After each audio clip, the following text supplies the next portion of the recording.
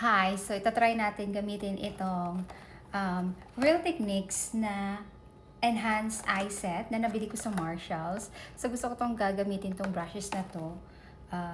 Mura lang ito na nabili ko, kaya I grab it na kasi pag naglalagay kasi ako, nagkabit kasi ako ng lashes today. So, yung gamit ko is yung Do Under Lash Bond Seal na ito.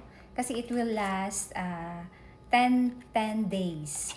Yung, katulad din siya ng katulad din siya ng kapag na lashes extension ka, ganun yung kanyang effect. So, yung gamit ko na lashes extension na very naked talaga siya. Ito, yung Ardell na brand. Yan. Tapos, meron siyang different, of course, yung sizes like 8mm, 2 hanggang 10mm lang siya. So, very fine and thin lang talaga siya. Yung parang human hair lang siya. Ganun. So, ito yung nagugustuhan ko. Lagi kong ginagamit. Para, it's easier for me kasi I do it to myself.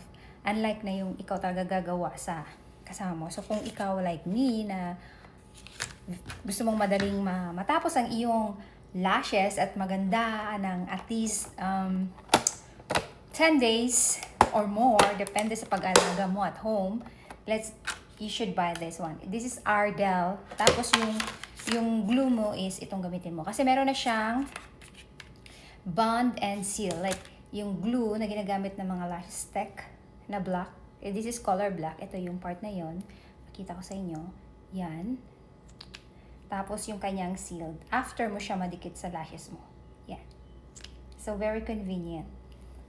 And then, gagamitin natin to kasi para kasi yung feeling ko nagkabuhol-buhol yung lashes natin dyan.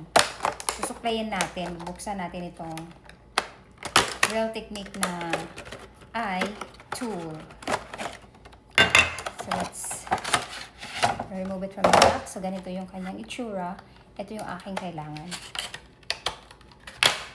So, sa set na siya, meron siyang itong brush. Tapos, ito yung meron siyang number. Hindi ko makita. 307, yung pinaka maliit kung yung part lang ng pag nag-eye makeup ka. Tapos, meron siyang lagayan. You can place it like that. So cute! And it's color purple. Tapos, meron pa itong isa. Hindi ko alam ang pangalan, pero may nakalagay pala dito.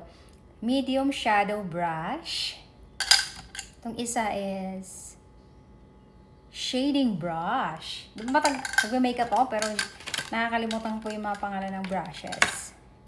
Tapos, ito naman is malabo na ang mata ni Auntie. Fine liner brush. Kasi it's very fine yung kanyang edge. Kung makikita nyo yan. And then, ang pinakahuli is itong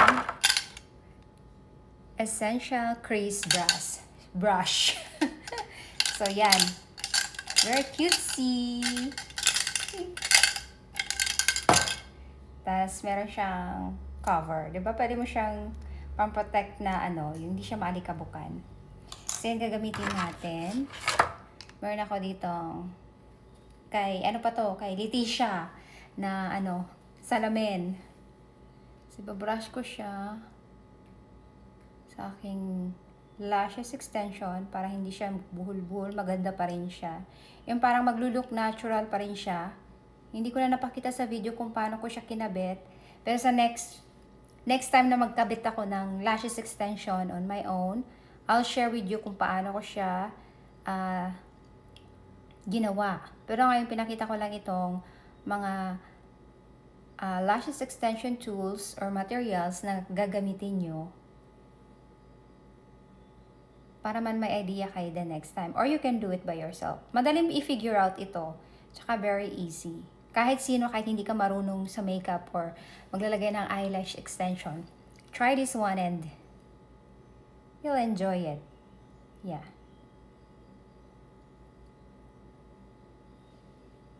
Ayan, natanggal na. Sayang unboxing ko. So, yan. Nakatapos na natin kabit ang ating lashes extension. Thanks for watching.